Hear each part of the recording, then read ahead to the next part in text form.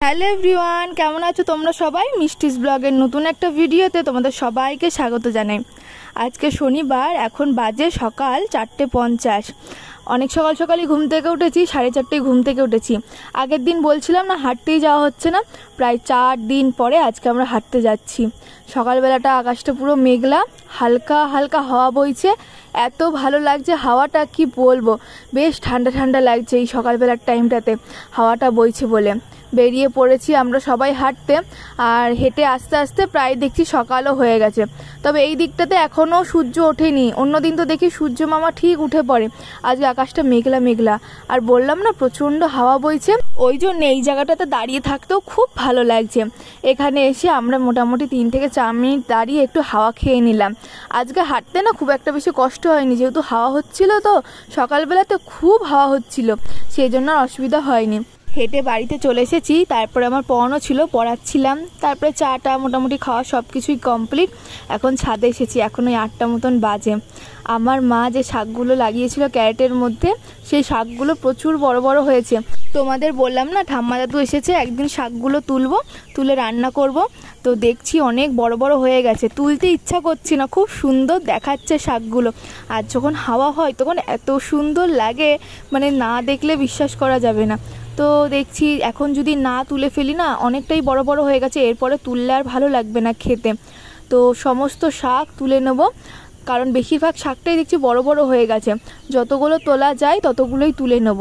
এটা দিয়ে মনে হয় 3বার বা 4বার এরকম মনে হয় হচ্ছে আমরা শাক খাবো।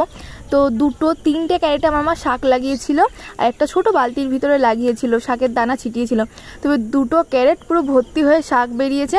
আর পাশের যে ক্যারেটটা তোমরা দেখছো এই সাইডে রয়েছে, এই ক্যারেটটাতে না দেখছি ভালো শাক হয়নি, আর বালতিটাতেও হয়নি। তবে 2টো ক্যারেটে যা শাক হয়েছে তাতে মনে হচ্ছে আমাদের হয়ে যাবে। আর যেহেতু অনেক বড় বড় হয়েছে শাকগুলো, আর এবারে শাকগুলো খুব ভালো হয়েছে, তার কারণ কি বলো তো, এবারে না শাকগুলো একদম গায়ে গায়ে হয়নি। আগে এবার আমার মা এত শাকের দানা দিয়েছিল যে গায়ে গায়ে হয়ে গেছিলো, শাকগুলো ঠিকমতো বাড়তেই পারছিল না। দেখো কতগুলো শাক হয়েছে, আরও রয়েছে ওই সাইডের ক্যারেটটার থেকে, ওগুলোও তুলতে হবে। মনে হচ্ছে এখানে যা শাক আছে আমাদের আজকে একদিনের মতন হয়ে যাবে। অনেক বড় বড় হয়ে গেছে, এগুলো না তুললে আবার শাক হবে না আর। তবে এবার ইচ্ছা আছে যে কিছু ফুল গাছ লাগাবো, নাহলে অন্য কোনো গাছ লাগাবো।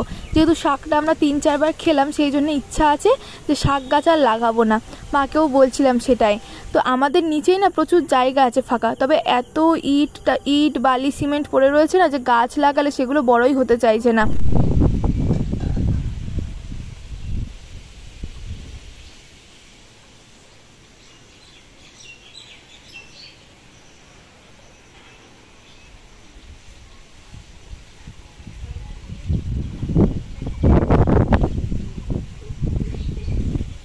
আমার শাক তোলা হয়ে গেছে, আর ছাদের উপর আজকে ঝড়ের মতন হাওয়া বইছে, এত ভালো লাগছে এই হাওয়াটা, কি বলবো। আকাশটা এখনও একটু গুমট গুমট ভাব আছে, তবে হালকা হালকা রোদও বেরিয়েছে। আজ সকালে ভাই দেখছি আবার কচুরি নিয়ে এসেছে, আর আলুর তরকারি, মানে আলু দিয়ে ছোলা মটর টটর দিয়ে তরকারি নিয়ে এসেছে মিষ্টির দোকানের। এই কচুরিগুলো খেতে ভালো লাগে, তবে আজকের কচুরিগুলো না পুরো ঠান্ডা হয়ে গেছে, খেতে একদম ভালো লাগছে না। তবু একটা খেতে মন চাইলো, তাই একটা খেলাম। এখন প্রায় 10টা মতন বাজে। মা আজকে সকালবেলা জলখাবারে ঝাল সুজি বানিয়েছে। তো ঠাম্মাকে ঝাল সুজি কোনোদিনও খাওয়ানো হয়নি, সেই জন্য ঝাল সুজি করে আজকে খাওয়ানো হলো। তো ঠাম্মা খেয়ে বলছে খুব ভালো লাগছে খেতে। দাদুকেও দিলাম, দাদু বলছে এই সমস্ত খাবার তো আমরা কোনোদিনও খাইনি, ঝাল সুজি আমার খুব ভালো লাগে। আর যে ঝাল সুজিটা খুব ভালোও হয়েছে খেতে, শুধু একটু মিষ্টিটা কম হয়েছে, তাছাড়া খুব সুন্দর লাগছে খেতে। তো আমাকেও দিয়ে দিয়েছে, আমি এবার খেয়ে নেবো। একটা কচুরি খেলাম, আর এবার একটু ঝাল সুজি খাবো। ঝাল সুজি তো আমার খুব ভালো লাগে খেতে, সকালবেলাতে, সন্ধ্যেবেলাতেও ভালো লাগে খেতে, টিফিনে। আজকে সকালে আর ভাত করা হয়নি, তো খাওয়া দাওয়া তো আমাদের সবারই হয়ে গেছে। ঠাম্মাকে বললাম যে আজকে রান্না বান্না চাপানোর আগে তুমি চলো আজকে আমাকে একটু মাথায় তেল দিয়ে দিবা। ঠাম্মা তো এসছে প্রায় 1 সপ্তাহ হতে যায়, ঠাম্মা বাড়িও চলে যাবে হয়তো, কালকে বলছিল বাড়ি চলে যাবে। তো আমি বললাম তুমি যাওয়ার আগে আমাকে একটু মাথায় তেল দিয়ে যাও। তো সেই জন্য ঠাম্মার কাছে আজকে বসেছি। এই কদিন না বসবো কি করে, বসবো করে বসার টাইমই পাইনি, মানে দুদণ্ড যে একটু বসবো মাথায় তেল দেবো ঠাম্মার কাছে বসে, সেই টাইমটুকু ছিল না। এত কাজ বাজ এত কিছু ছিল। তো সেই জন্য ঠাম্মাকে বললাম আজকে যাই থাকুক না কেন, যত কাজই থাকুক না কেন, তুমি আমাকে আজকে মাথায় তেল দিয়ে দিবাই। আর এই তেল দিয়ে দিলে যে আমার কি ভালো লাগে, মাথায় কেউ হাত দিয়ে দিলে, একটু তেল মালিশ করে দিলে খুব ভালো লাগে, খুব ভালো লাগে। আমার তো ঘুম চলে আসে রীতিমতো। তো ঠাম্মা এখানে কি সুন্দর করে তেল দিয়ে দিচ্ছে, দেখো বিলি কেটে কেটে তেল দিয়ে দিচ্ছে। আর বলছে আগে মাথায় কত চুল ছিল, তেল না মেখে মেখে চুলগুলোকে পুরো নষ্ট করে ফেলেছিস। আমি কিন্তু রেগুলার তেল মাখি, তেল মেখে স্নান করি। আগে কিন্তু তেল মাখতাম না, আগে শ্যাম্পু করতাম, তারপরে মাথায় জল দিতাম না, তেল দিতাম না, এরকম চলতো। কিন্তু এখন যেহেতু সবসময় আমি বাড়িতেই থাকি, সেই জন্য আমি প্রত্যেক দিনই তেল মাখি, মেখে স্নান করি। তবু জানি না চুল কেন আমার এত চুল উঠে যাচ্ছে, মানে সামনের দিকে চুল নেই বললেই চলে মাথায়। এখন আমার মাথায় একটা বিনুনি করলে যেটা হয়, তো আগে আমার দুই দিকে এক একটা বিনুনি ওরকম হতো। তার মানে বুঝতে পারছো তো কত চুল ছিল আমার মাথায়, প্রচুর চুল ছিল, ঘন চুল ছিল আর লম্বা চুল ছিল।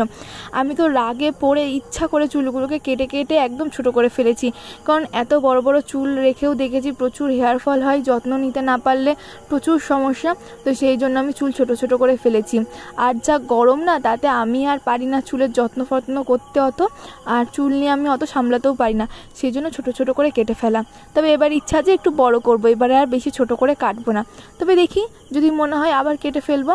তো দেখো আমার ঠাম্মা পুরো মাথায় পুরো কেজি খানিক তেল দিয়ে দিয়েছে আজকে, খুব ভালো করে মাথার গোড়ায় আগায় পুরো চুলে সুন্দর করে তেল মাখিয়ে দিয়েছে। আমার যে কি ভালো লাগছিল, আমার মনে হচ্ছে আমি এখানেই ঘুমিয়ে পড়ি, আমি আজকে আর উঠবো না।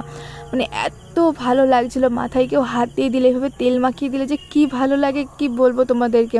এর আগে যখন রানাঘাটে গেছিলাম একবার, তখনও ঠাম্মা আমাকে তেল মাখিয়ে দিয়েছিল। ঠাম্মা আগেও যখন আমাদের এখানে আসতো, তখনও ঠাম্মা আমাকে তেল মাখিয়ে দিত, আমার খুব ভালো লাগে। আগে তো ছোটোবেলায় যখন দিদুনের কাছে থাকতাম, দিদুনই করে দিত, চুল বাঁধা, তেল দেওয়া, শ্যাম্পু মাখানো, স্নান করিয়ে দেওয়া, সব কিছুই দিদুন করে দিত। দিদুন তো নেই এখন, অনেক বছর হয়ে গেল। ঠাম্মা যখন আসে তখন বেশ ভালোই হয়, তেল টেল মাখিয়ে দিতে পারে। তাই আজকে আমি বলেছি আজকে যত কাজই থাকুক না কেন তুমি আমাকে তেল মাখিয়ে দিবাই। প্রায় তেল মাখা শেষ, এবার একটু চিরুনটা দিয়ে আশ্রে দিচ্ছে মাথাটা।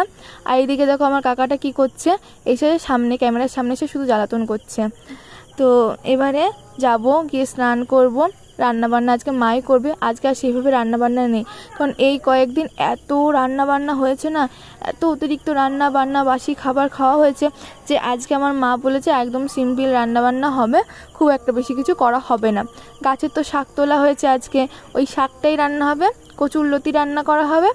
আর কালকে যে মাছটা আমাদের রান্না করা হয়েছিল, রুই মাছ, জ্যান্ত রুই, ওই জ্যান্ত রুইটাই আজকে আবার রান্না করা হবে। কিছু মাছ রয়ে গেছে, তো ওটাই রান্না করা হবে। কালকে আমি আর রান্না করিনি, সবটা আজকের জন্য রেখে দিয়েছিলাম, যে আজকে আবার রান্না করবে মা। তেল মাখা হয়ে গেছে, এবারে ঠাম্মা চুলটা বেঁধে দিতে গিয়েও বেঁধে দিতে পারলো না, বললো তুই নিজে নিজে বেঁধে নে। তাই আমি এবার নিজে নিজে বেঁধে নিচ্ছি। নিজে হাতে তেল মাখার থেকে কেউ যখন একটু ভালো করে তেল মাখিয়ে দেয় না, কত যে ভালো লাগে কি বলবো। তো মাও দেয় মাঝে মধ্যে, আগে দিত কিন্তু এখন অনেক দিন দেয় না, তার জন্য ঠাম্মাকে বললাম তুমি দিয়ে দাও। তেল মাখা কমপ্লিট, স্নানও হয়ে গেছে, গোপালকে পুজোও দিয়ে দিয়েছি, এখন খেতে বসেছি। আজকে রান্না করেছে আমার মা ভাত, তার সাথে আছে কচুরলতি, আর আছে শাক, আর আছে মাছ, রুই মাছ, জ্যান্ত রুই। আমি তো মাছের মাথাটা নিয়েছি, মাছের মাথা খেতে আমার ভালো লাগে। তো মাছের মাথাটা আমি পুরোটা একা খেতে পারবো না, অর্ধেকটা মায়ের জন্য আবার রেখে দিতে হবে। তো চলো আগে শাকটা দিয়ে খেয়ে দেখি, আর একটু যদি লেবু চিপে নেওয়া যায় না খুব ভালো লাগে, আবার আচার দিয়েও ভালো লাগে। জানো আমাদের বাড়িতে একটা আচার এনেছে আমার পাপা, তো মা দেখি মাঝে মধ্যে ওই আচারটা দিয়ে এই শাকটা খোলে খায়। আবার যেমন আগের দিন হচ্ছে কচু হয়েছিল, তো ওই কচুরতেও মা একটু আচার মেখে খেয়েছিল যাতে গালটা না চুলকায়। শাকটা খুব ভালো লাগলো খেতে। আর বেশি নেই শাক, আর হয়তো একদিনও হবে কিনা সন্দেহ আছে। কচুরলতিটাও খুব ভালো লাগছে, আমার বাবার পিসেমশাই এনেছিল কচুরলতি, সেটাই আজকে রান্না করা হলো। এখনও রয়েছে, মা কেটে ফ্রিজে রেখে দিয়েছে, ওটা আরেকদিন হবে। তাহলে চলো খেতে খেতেই আজকে ব্লগটা শেষ করছি। ভালো লাগলে অবশ্যই লাইক, কমেন্ট আর শেয়ার করে দিও। আর যারা নতুন আছো তারা আমার চ্যানেলটা সাবস্ক্রাইব করে দিও। আবার দেখা হবে খুব তাড়াতাড়ি অন্য একটা ব্লগে। সবাই ভালো থেকো, সুস্থ থেকো, সাবধানে থেকো। আর আমার ব্লগটা কেমন লাগলো আমাকে অবশ্যই কমেন্ট করে জানিও।